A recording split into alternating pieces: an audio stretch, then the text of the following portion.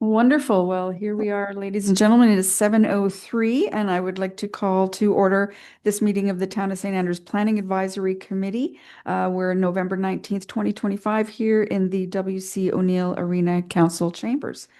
Taking attendance today, we are missing Mr. Tanner and Mr. Solier. Councillor Harland is joining us online. Thank you and welcome. We also have Xandra and Judy from the planning office, and Chris Spear is here again, keeping us all honest. Thank you very much, everyone. So we have our agenda in front of us. I would entertain a motion to approve the agenda. So moved. Thank you very much, Ms. Merso, seconded by Mr. Kerr. Thank you. Anything to talk about on the agenda? If not, I will call the question. All those in favor of approving the agenda, please signify by saying aye. Aye. Thank you, Annette. Thank you very much. None opposed. We will carry on with that. As we come to order, we recognize that we are on the unceded traditional territory of the Beska Nation, and welcome everyone to our meeting tonight. Any declarations of conflict of interest on tonight's agenda? I'd be looking for that information right now. Thank you, Mr. Ingalls. On the second item?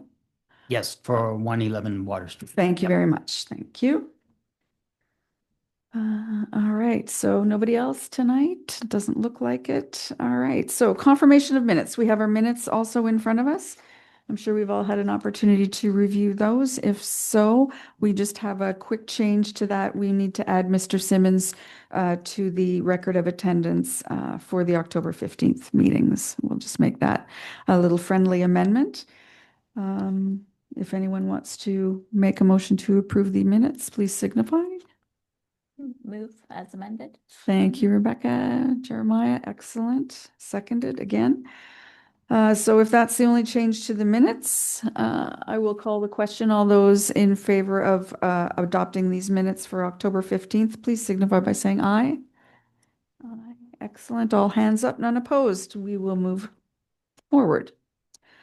We have our first item, PAC 251114. This comes under zoning this comes under zoning applications on our agenda. So this is PAC 251114 under bylaw Z 2212, rezoning of land on Mowat Drive for Harbortown Builders. Our objective tonight is to get the view of the PAC regarding this request. And at this time, I would turn it over to Mr. Gopin for his presentation. Thank you, Madam Chair. I just requested screen sharing abilities, and as soon as I have them, I will start sharing, and it looks like I do. So hopefully you can see that. We can. Great. All right. So as Mr. Stewart said, you're being asked for your views on bylaw Z 2212. And I'll give you a bit of background on what it is. It's not an entirely new proposal or project.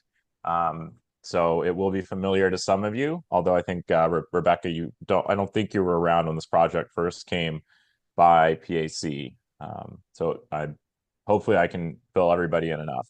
So in October 2024, Council approved Z 2210, which rezoned those PIDs, 236 Mowat Drive, just south of the,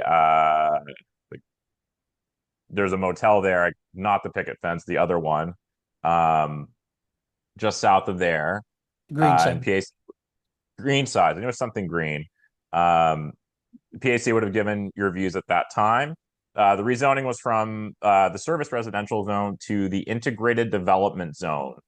And that zone is kind of a, you build it as you rezone it.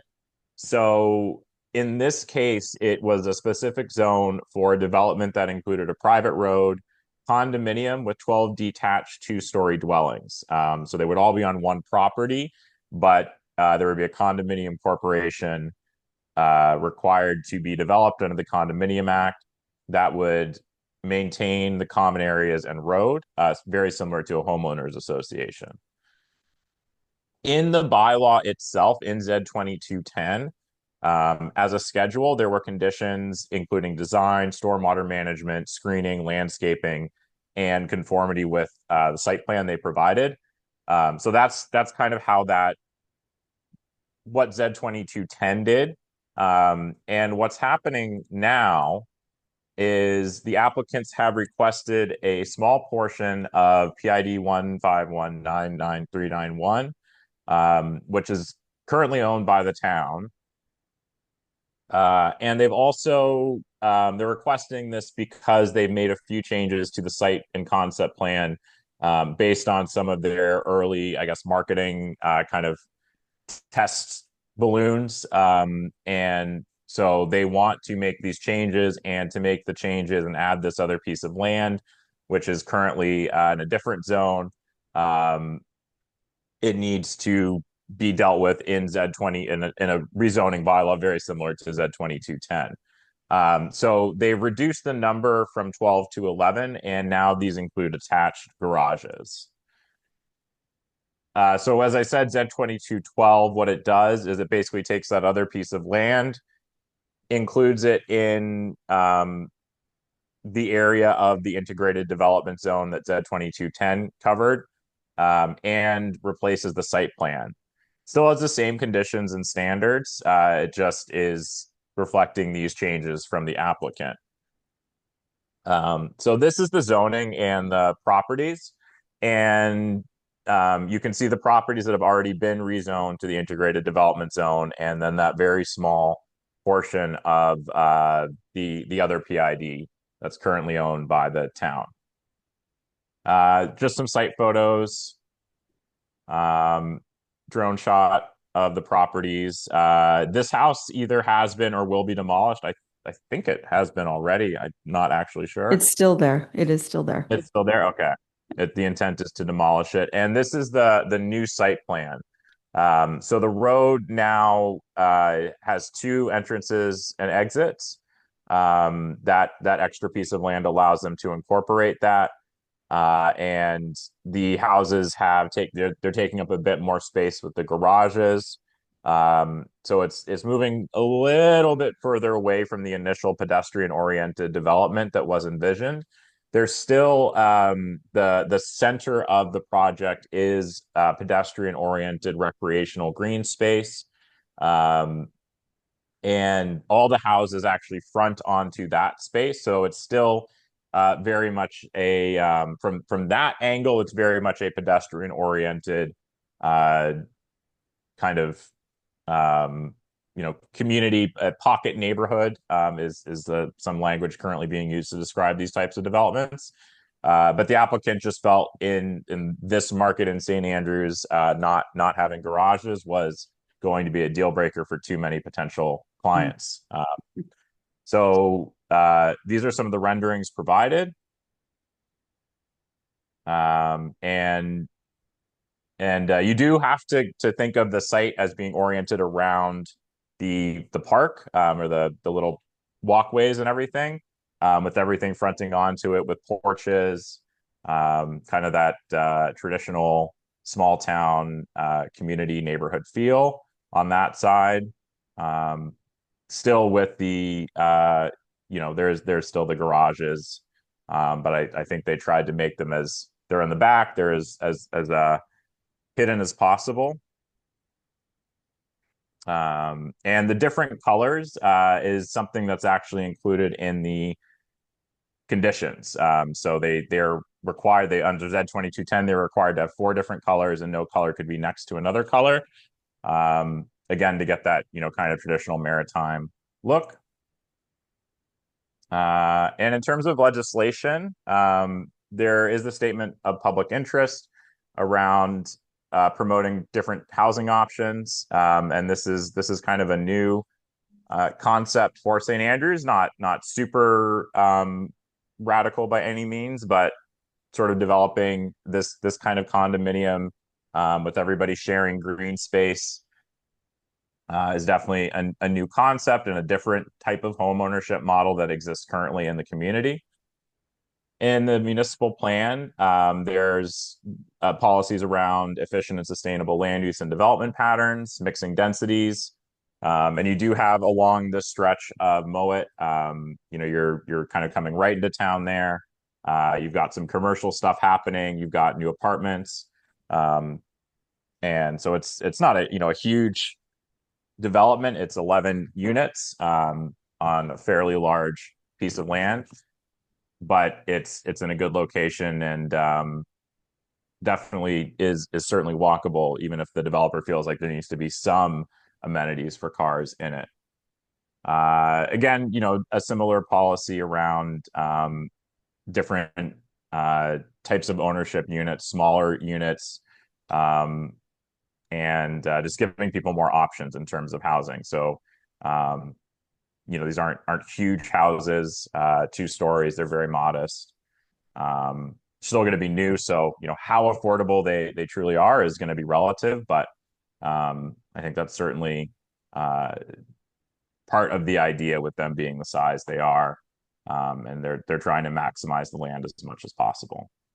So you're being asked for your views on this for council. Council started the process. There was a public hearing just the other night. I don't believe there were any comments at that time or letters that have been received. That's correct. And that's pretty much it at this point. I am happy to answer questions. Wonderful. Thanks a lot, Sander. Appreciate that. Anyone from the committee have any questions for the planner?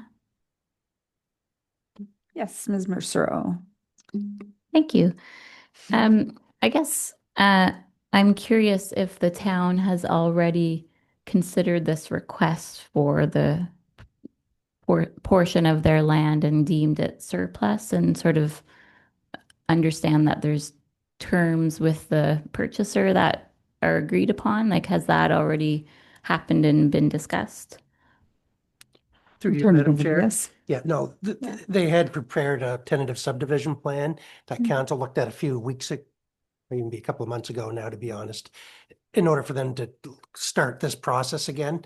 And so they've tentatively agreed and come across a deal. They'll have to, it hasn't been formalized until we get close to the end, and we'll arrange for that final step to transfer the land over. But in principle, council agrees.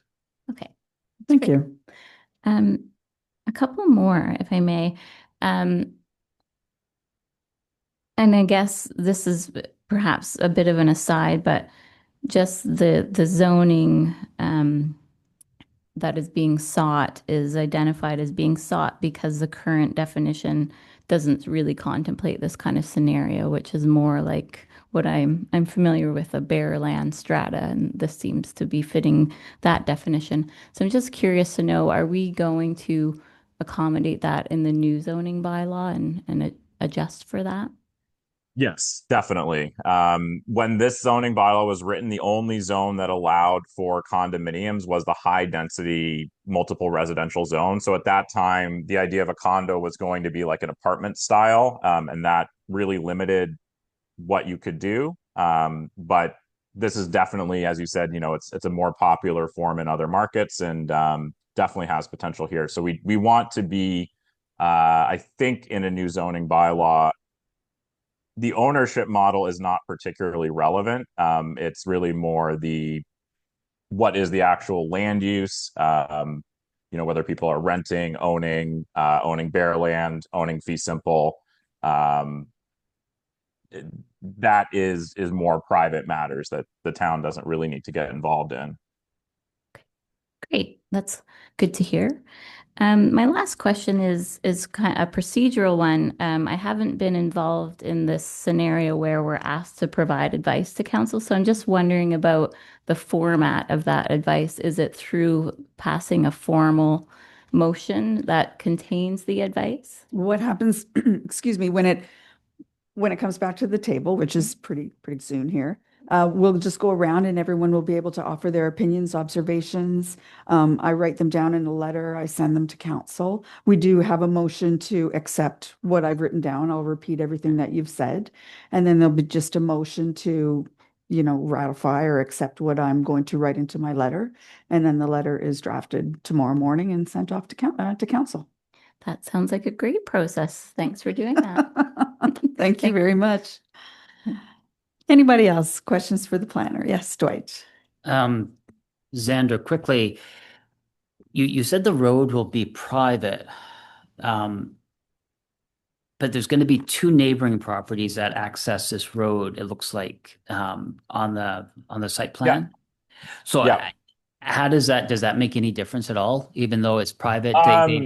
No. So there's an easement that those properties use to access on a private driveway. Okay. And that easement will run with the land even when it's subdivided. So they will still have access on that road, which will now be, if this goes through, will be a better road and will, be maintained by the condo The condo corporation. corp. Okay.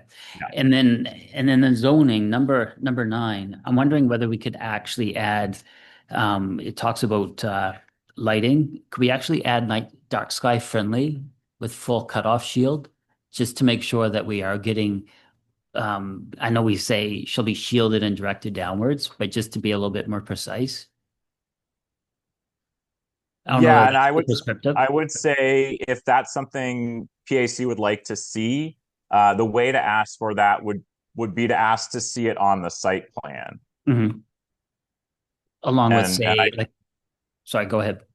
oh no, I was gonna say that's an easier way to kind of make sure it happens, and then we can go back to the site plan. Okay. And then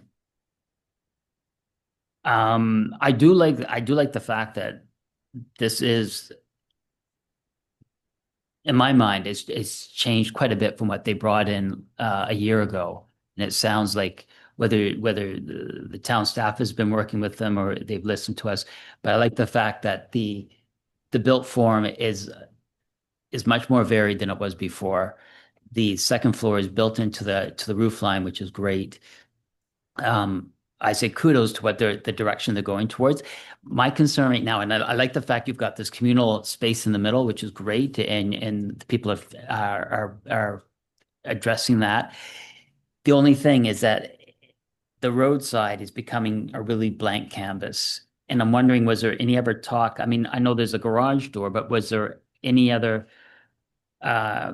discussion of putting a door on that facade of the building so it doesn't just become a blank canvas?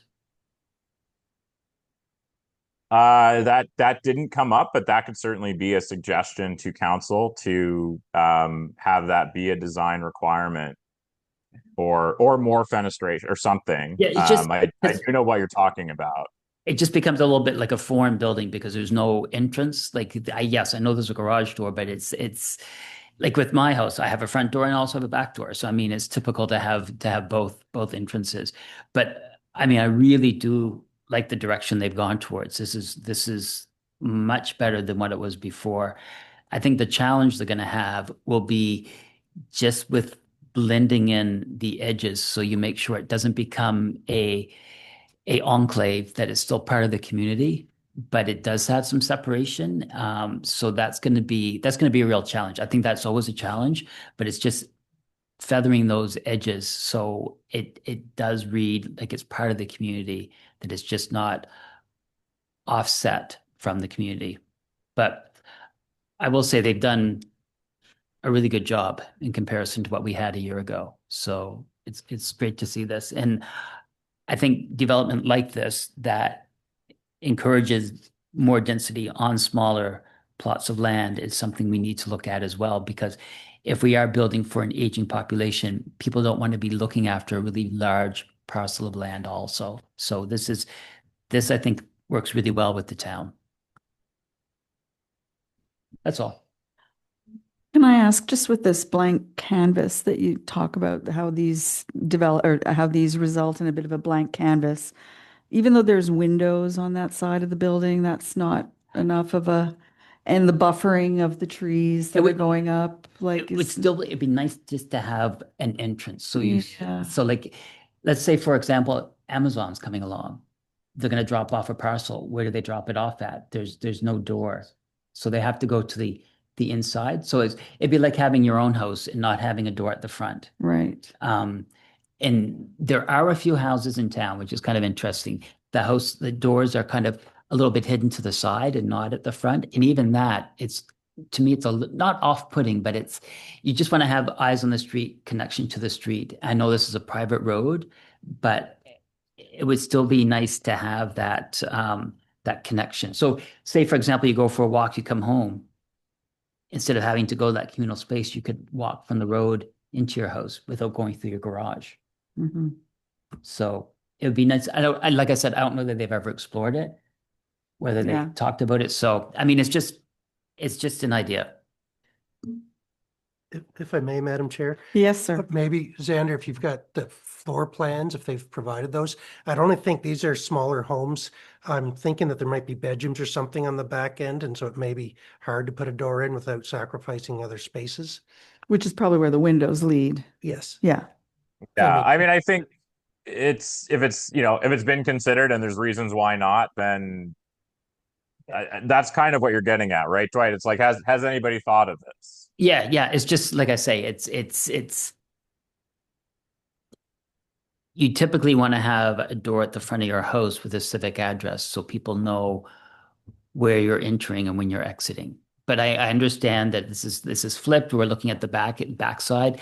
They could have left it completely blank, and they haven't. They've got windows. There's some articulation on that side.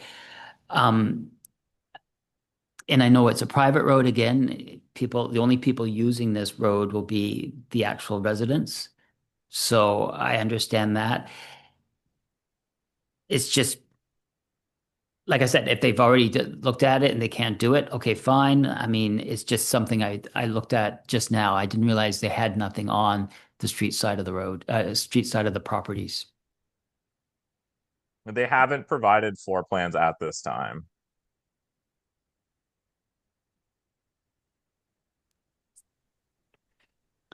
Madam Chair. Yes. Yes. Annette, hi. Hi. So I just have a couple of questions. The addition of the garages, does that change the price point significantly? Or do we have that information? Because I think,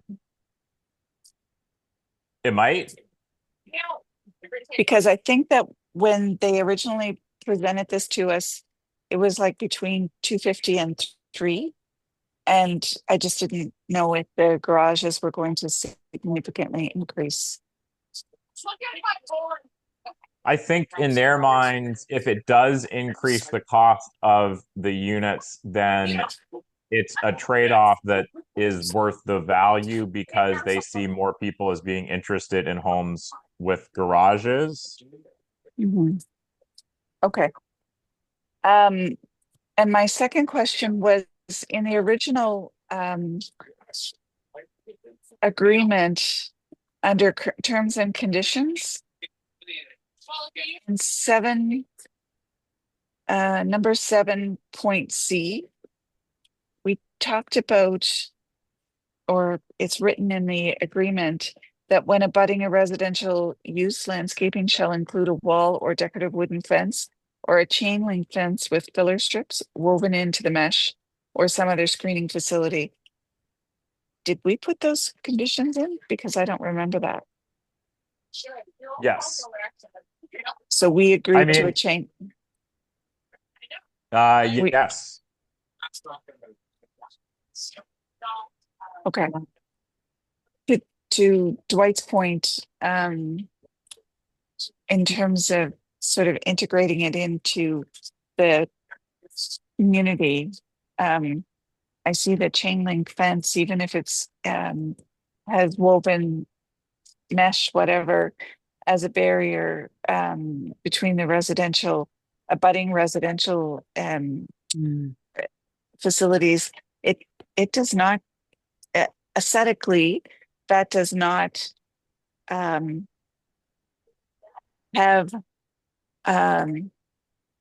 potentially a pleasing effect in terms of a pocket park like this. I think about what Charlie Bourgeois has done at the corner of Bar Road and the 127. Those trees look lovely and will grow, I'm assuming, to provide some barrier both for the houses and to the street. But I just think I do not remember. I do not I do recall. not That doesn't mean remember. it. I don't I remember I either, but I do know we talked about putting in reference to the neighbors to the back there in order Yeah, to protect their privacy. We did talk exactly. about the buffer, but then if they select cedars, then that buffer is nothing once the deer get a hold of it. And so the fence was supposed to be sort of a secondary insurance policy to make sure that buffering happened. But I agree, Annette. I do not remember it being chain link. We typically don't go that direction. And Well, I actually, if I may, that is a standard. It's in the Okay. zoning bylaw for Okay. buffering. So that's kind of where it came from. And this would only be abutting residential uses. And it's not that they have to choose that option. It's just, it is an option that is generally available in the zoning bylaw, not in the historic business district. if I recall, I think we talked about layering between plant material and fencing, and especially I think they had the guest parking at the back, and that's what we were They concerned did. about. We were And the concerned about, garbage bins. yeah, we were concerned about, that the lights going into neighboring property. So, I mean, right now, the way it's set, you've got one area to the right where they've got some on-site parking, which should be screened. But then rest of this buffer area, it's really, I'm not going to say no man's land, but your pocket is on the inside of that road. So I would assume any of the boundary is going to be just a really informal planting. That's what I would see. Like, it's just, you don't need to actually fence off that area because you've got the road and then you've got your private property is within the road in that common space. So I can't see them really fencing off the entire area. I don't know. Maybe I'm wrong. If I may, It would be expensive for no reason. Yeah. but it was an agreement between the back neighbor. It as you was. mentioned, And so they had asked for that specifically. Yeah. And so the developer said sure, and council at the time agreed to it when they went through this initially. Yeah. Well, with that said, could we actually, as Councillor Harlan said, could we actually get rid of the chain link and just say a wooden board on board fence? Well, I think by right they can, I think what Xander was saying is that a Because- chain link fence is permissible. Yeah. I mean, it's something that without going, if you were just doing more of a typical residential development, even, an apartment building in the MR1 zone that met all the requirements without going through a rezoning or variances, a chain link fence is an option for buffering in the bylaw. It's not what people have to do when there's space, enough open space. I think people generally leave the open space because it's the cheapest option. But I guess my point would be, they were very open to us making the recommendations, and I recognize this is a bit of a slippery slope, but they were open to us making recommendations around the colors and ensuring that there was varied colors and not houses all the same, painted the same, to give it that kind of maritime feel. Could we put it as just a consideration, or is that outside of our scope? The EAC can certainly ask council to make that change, or ask, council to ask the developer if that's something they're fine with and, agrees to. Might not even have to be something that you need to specifically have there. You know, Right. I just think about the neighbors. They, I know that there was lots of back and forth with the developers, and the developers were great in terms of engaging the neighbors in terms of this design. And I think that is wonderful. But if I were the neighbors, I wouldn't want to be looking at a chain link fence.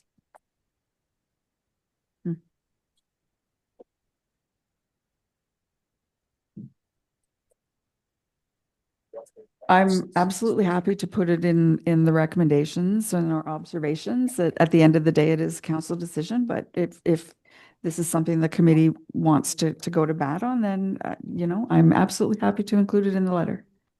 Or could we, I don't know that we ever do this, Xander, could we ask for a landscape plan that would also detail any built structures that they're proposing on site? We have to keep in mind, we're talking about land use here. So I don't know how deep we can go to this. I mean, landscaping is caution you. included in zoning. It was, you can ask for it to be included in the site plan. And they do have some landscaping features in there already. So it's something, PAC's views to council are not binding on council. So I don't think you need to be super concerned with that kind of thinking. It's something that could theoretically be regulated under this type of zoning. So, and you could ask for more details on a site plan. It is a fairly detailed site plan already, but Does that put the brakes on the application tonight? If I may, though, I believe that you have 30 days after council issued the motion to get here. Today, What? we just yeah, no, today. PAC No, can't 30 ask for days. more Yeah, 30 information. days. Sorry, council could ask for more information. PAC, you cannot ask for more information Okay. from the applicant. Council's asked for your views. You have 30 days to give them. From the date of the motion, right? Yeah. Which was the 19th or 20th of October. So anyway, has to be tomorrow. Anyone else? Questions before we go and start writing stuff down?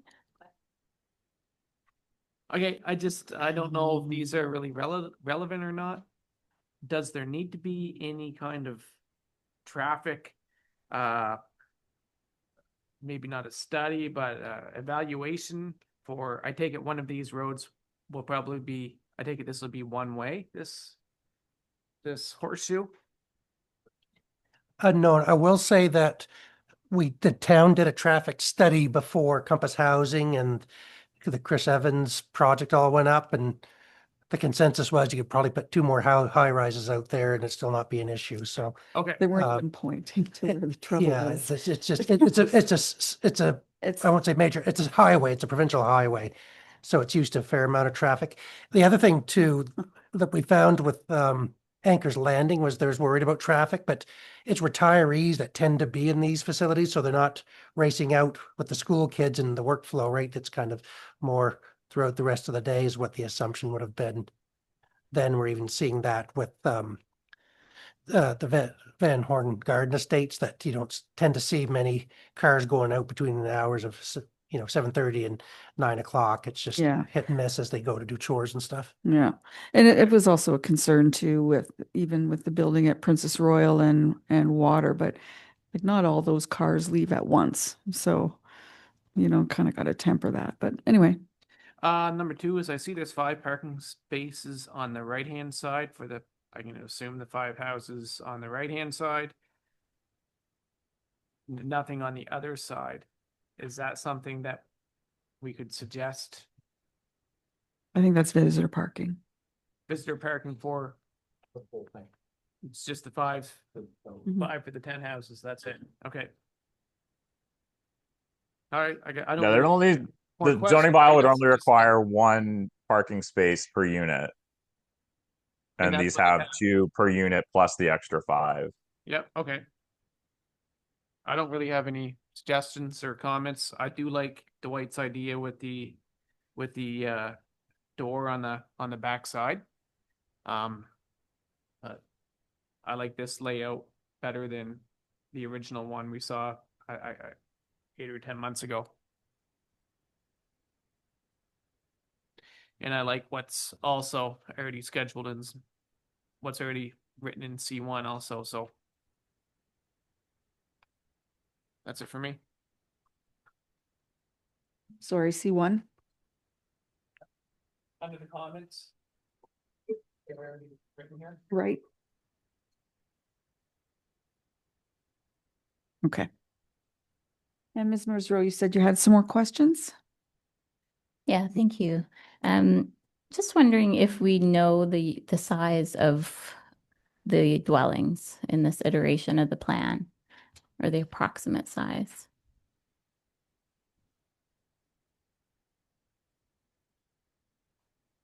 I think it does say on the site plan, I believe.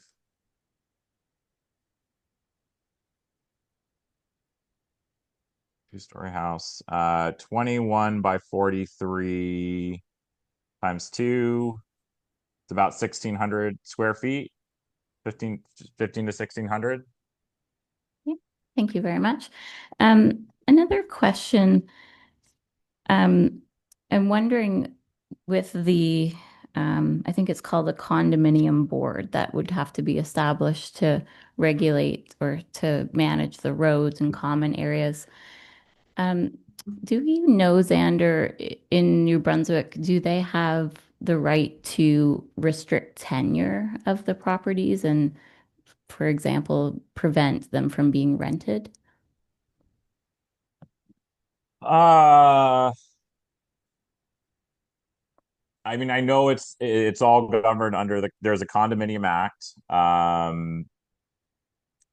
Is that something they could restrict under that? I have to look at the act. Like as a secondary rental kind of thing.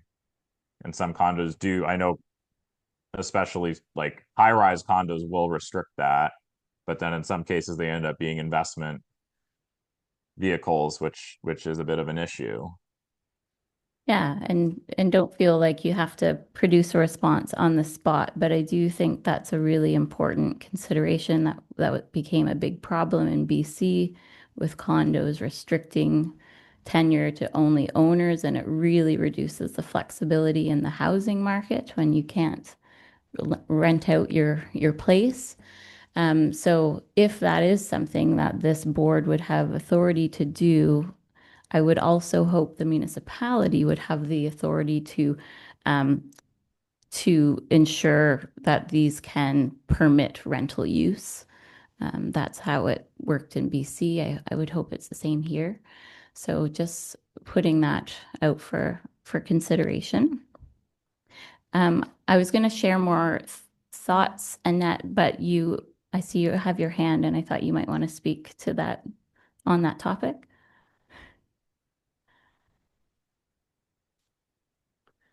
Go ahead, Annette. Thanks, Rebecca. Just to that point, while there could be an investment, someone could purchase one as an investment property and they could be renting it as a long-term rental, but are there restrictions around renting it as a Airbnb?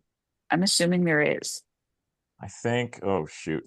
I Because I believe think that so. would be a big issue. Mm. Mhm. I don't see why there would be. Yeah. I know there was some discussion around home-based businesses, and that does not There include a is. short rental. Following main use is a condominium.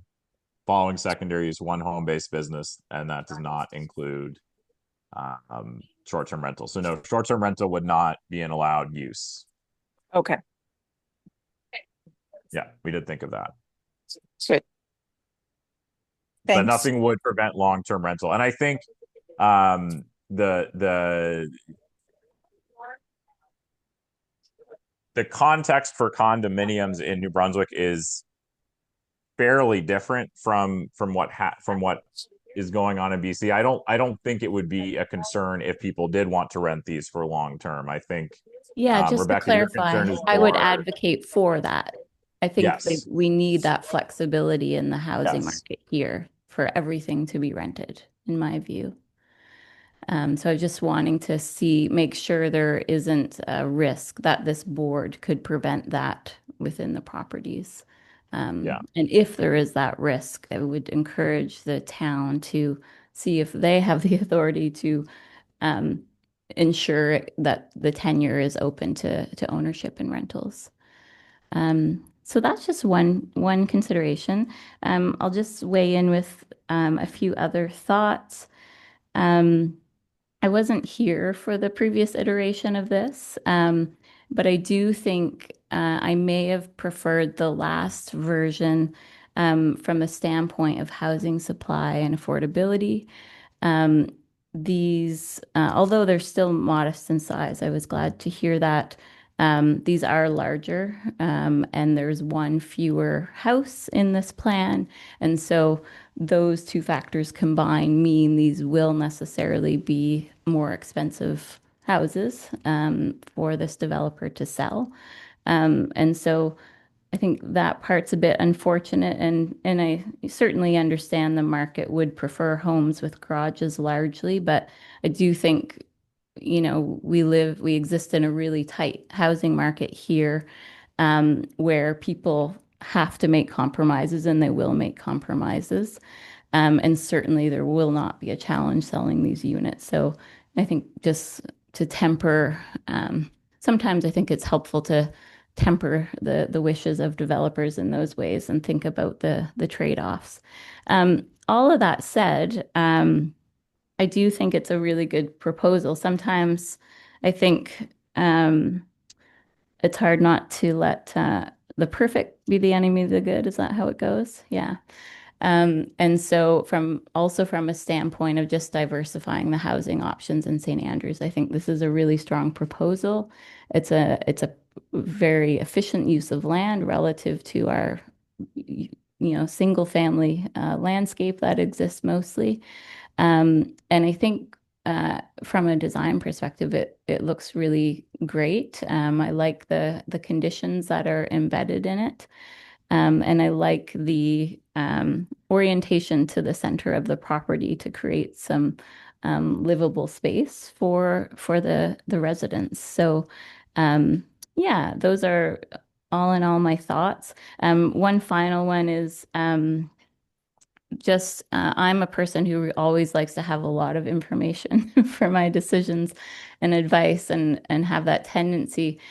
But I think we also should remember that if we're requesting more information, even from staff, but especially of applicants in the form of like technical reports, those are costs and extra time that ultimately add to the cost of the homes that we're trying to build.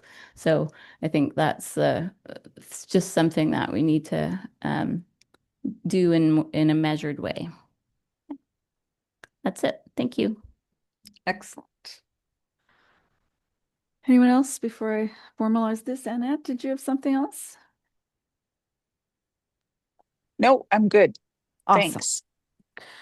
So I'm going to go around the table just quickly for a little elevator pitch here of what we talked about. We talked about a suggestion to the developer to add an entrance door on the street side of those houses facing this or closest to the streets. That's what you're talking about. Right. What? Oh, doors that go to the private road. I apologize. I was not obviously following you. I thought you were talking about the design of the building on the street side, and you're talking about on the private road side Yeah. once you get inside the development. And I like the fact that they have addressed they have addressed that facade already Right. which is great because you said I know what you said as well, which is kind of interesting because if you look at the development at Mowat Mhm. in Bar Road, Mhm. the first one they didn't. The second one they have one or two windows in there, and gives it a bit of human scale. So they've done that already here, which is Right. great. Yeah, yeah. Okay. I'll wordsmith that now that I understand better what you were talking about. I think we come to a consensus that we wanted to maybe review the option to maybe forego the chain link as an option, just as a suggestion to council. Because I agree it's not our practice to normally suggest chain link, but if it's in the bylaw already, we can just simply make an observation that we would suspect that chain link wouldn't be desirable. And that generally speaking, we are supportive of the development and all the changes that were made and the variances to the color schemes and the orientation on the site, et cetera. We all pretty much are supportive of that. Did I miss anything? No, I think you covered it. Thanks, Annette. Okay, so those are the three observations that I will put into a letter and I will send off to council tomorrow morning. Oh, well, we need a motion, excuse me. Just one other thing, Xander, I just wanted to double check, because on some of our other HR, or not HR, intense developments, we have specifically put in there that no short-term rentals, which I don't think is in this bylaw, that for the ID zone, it's kind of inherently not allowed, but do you think it'd be better just to say, because you're saying it's not listed, so it's not allowed, but it'd be better to actually put, we'd prefer that you actually put in there no short-term rentals?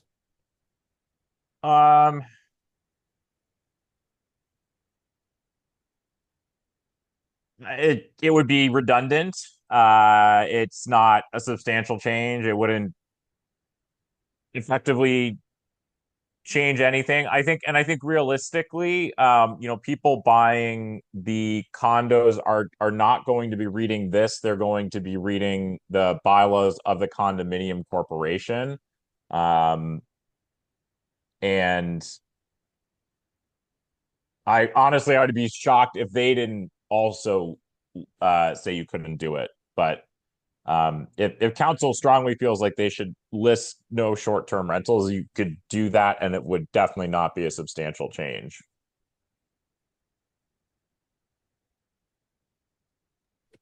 I'd like to see that included. Okay.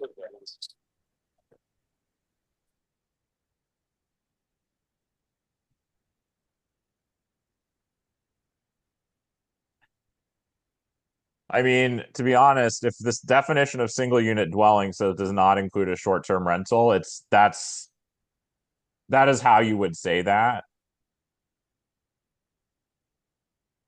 Say that again, Xander, sorry? You would just add to the definition of single unit dwelling, which is the only allowed main use, does not include a short-term rental.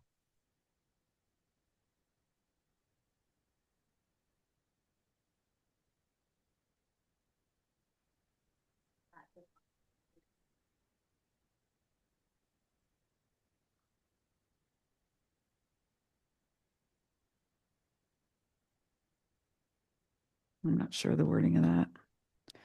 Now the definition to not include short-term rental. I'll put something on there.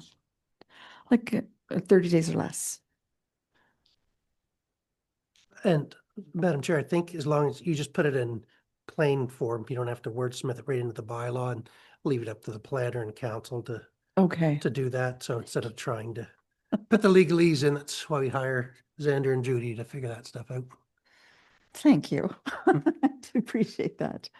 All right, so now those are the four observations, suggestions, what have you, that we're going to offer to council. That's suggesting an entrance door on the inside or on the back side of the units once inside the community. Review whether a chain link fence is appropriate to add as a buffer. Supportive of the development and include a condition of no short-term rentals. All right. So those are the observations. Did someone want to make a motion to move those forward? Thank you very much, Ms. Musso. Anyone want to second that list? All right. So if there's no further additions, I'll call the question. All those in favor of providing those views to council as discussed, please signify by saying aye. And all hands up. Thank you very much, everyone. I appreciate working through that. Moving on our agenda, this is a variance application. It is reference number PAC 251113. It is a variance application for 111 Water Street, PID 15205-727. This application is requesting two variances to signage, whether a variance to the height of the fascia sign, and the applicant is requesting a variance to permit an internally illuminated sign. And so, Judy, if you'd like to take us through your planning report, that would be great. One moment, I'll share my screen.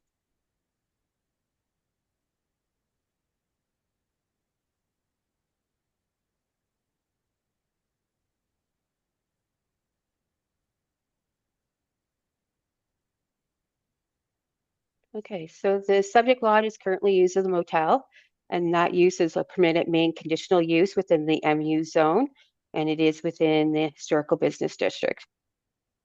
So an application was received for 111 Water Street to vary the height of the fascia sign, as well as vary the requirement for illumination to be eternally lit. So the applicant does propose to install an internally illuminated fascia sign, 36 inches in height, and placed over the third floor windows and doors on the water side of the facade. So the zoning bylaw does have provisions for signs. Section 8.61 L says no sign shall be erected, operated, used, or maintained, which is a internally lit sign in a residential area. And 8.63D, no sign or sign structure shall be internally lit with the exception of one internally illuminated open, non-flashing, non-moving sign, no larger than 0.18 meters square. And section 8.1212, looking at the requirements for fascia, where a building has no fascia board, a sign not exceeding 60 centimeters, 24 inches in height may be affixed to the building, provided there is sufficient space between the top of the floor moldings or cornice and the bottom of the second floor window moldings. And notification for this meeting has been sent with two property owners within 100 meters, and there has been letters of objection that have been received. So there is policies that are relevant to this application. So first one being the municipal plan is to regulate development within the town plat and historic business district by the secondary municipal plan and zoning bylaw. Secondary municipal plan, the best practices, signs shall comply with all applicable bylaws. It is proposed that signs located above the glazing base windows shall be contained within the horizontal and vertical rhythms of the facade. And sign placement. Mounted signs should be located on the face of the building, well above the transom and cornice, and it's best to locate these in the middle of the facade or above the storefront entry. These are the renderings that were provided with the application. You see, this is the front of the building now. The St. Andrews Inn and Suite sign here. That sign is 36 inches by 216 inches. And this is the proposed location of the illuminated sign on the waterfront side. So when I initially did this report, I did need to make a correction.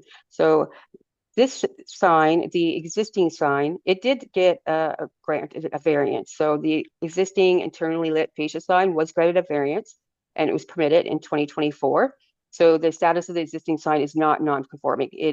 That was incorrectly stated in my report. When I realized and did the research, my report had already gone out. So my presentation does reflect that. So development officers do have the power under the Community Planning Act to vary signage provisions in the zoning bylaw. But since then, there has been guidance since 2024 from our planning director that this type of sign, so large illuminated signs, are impactful and should be handled by PAC as a matter of policy. So the permit that was issued in 2024 is a legal permit, and they do have a variance to do that type of sign for that building. So while the Act does not prescribe these limits to say what a variance and what kind of, or sorry, what variances are allowed, minor or an impactful variance. It does allow variances to be done, but the internal policy is now to limit development officers' variances to situations where it's very low risk of impacts on surroundings.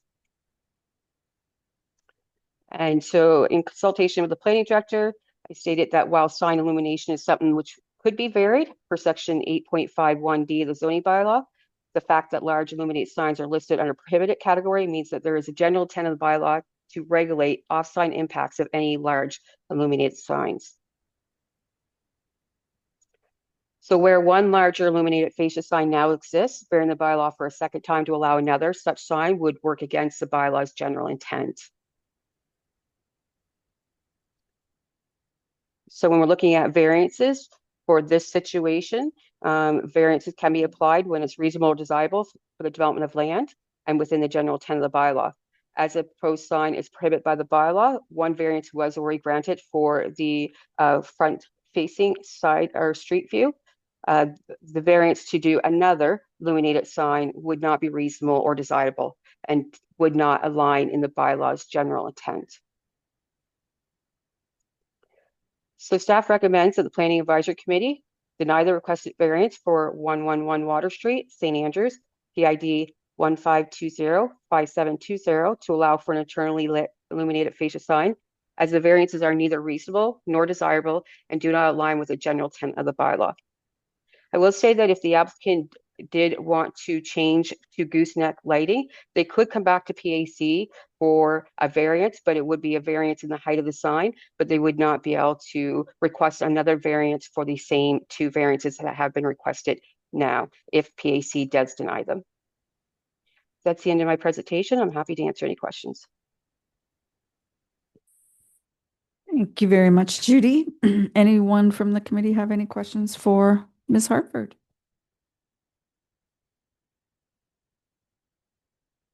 Annette, anything from you?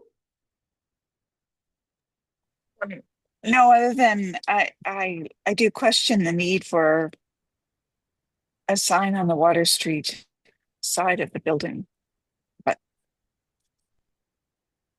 I don't know if Judy can answer that.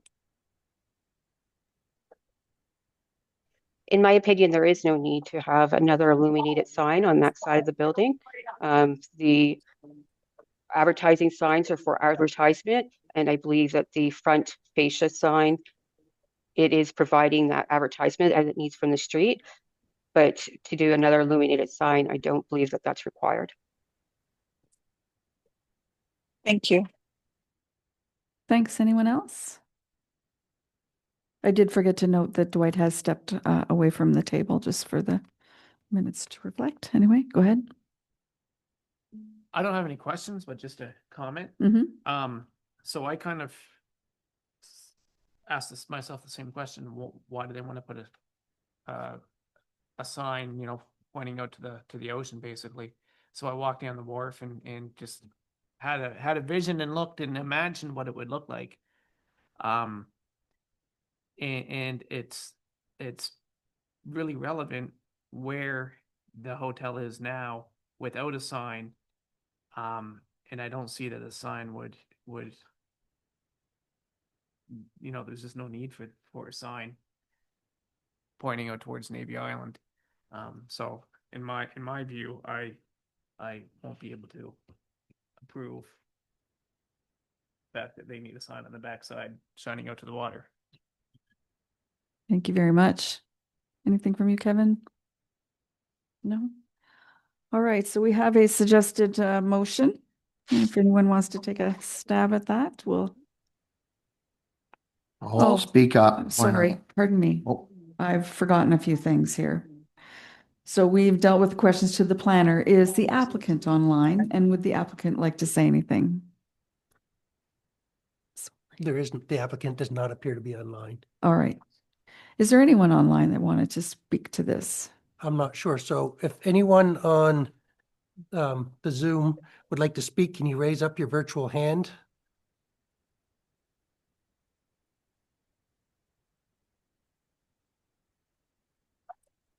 Going again, if there's a Beverly Tedford, if that's attending the meeting virtually, can you put up your virtual hand?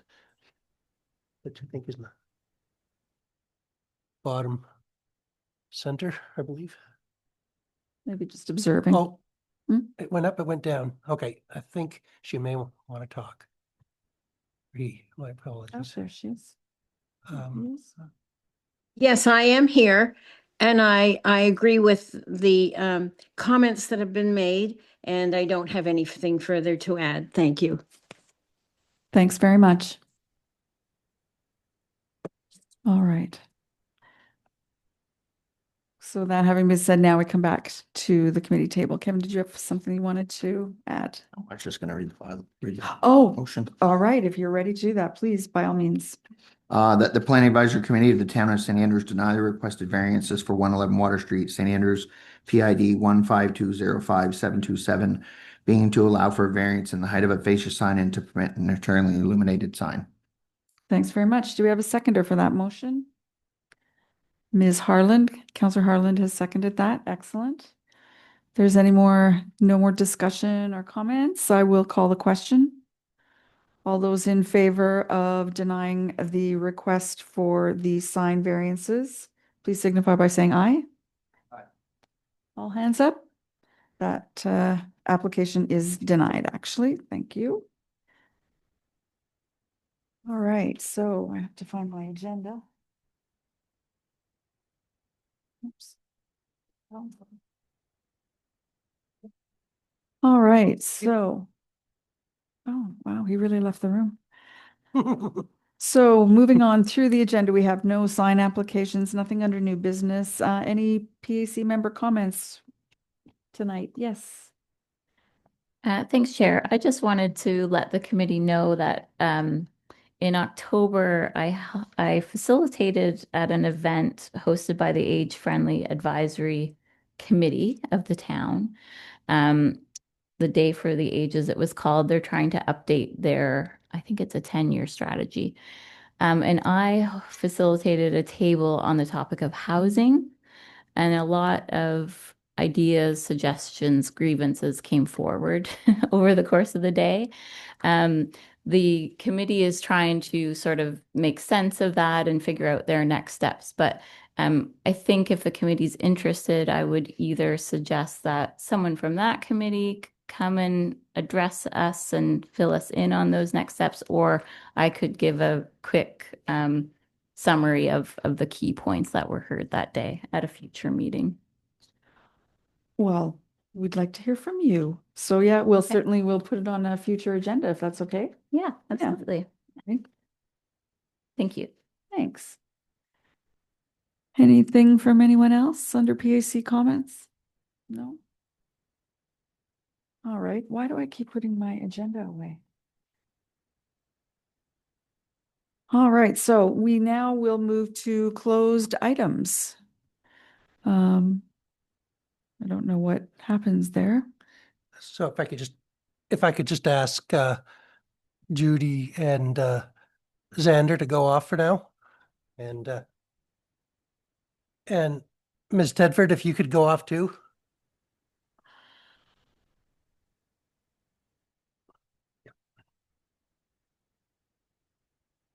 Just give me a moment, stop recording too, I guess.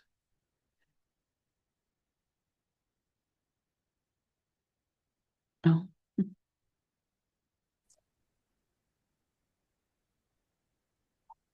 All right, so does someone have a motion to come out of closed session? Thank you very much. Seconded by Councillor Harland. Thank you. All those in favor coming back out of closed session for tonight, please signify by saying aye. Aye. Awesome. All hands up. Thank you very much. And so here we are at 8:15. This meeting is adjourned. Thanks so much, everyone. Thanks for attending from far away, and I hope you can enjoy the rest